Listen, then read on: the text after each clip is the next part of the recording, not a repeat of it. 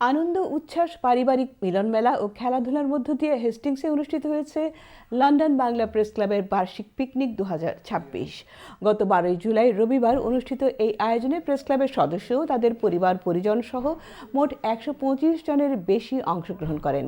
সকাল 10:30টায় পূর্ব লন্ডন থেকে 4টি বাসে করে সদস্য ও তাদের পরিবারের সদস্যরা হেস্টিংসের উদ্দেশ্যে যাত্রা শুরু করেন। হেস্টিংসে পৌঁছে অংশগ্রহণকারীদের মধ্যে মধ্যাহ্নভোজের আয়োজন করা হয় এবং এরপর শুরু হয় খেলাধুলা। সবশেষে অনুষ্ঠিত হয় পুরস্কার বিতরণী অনুষ্ঠান।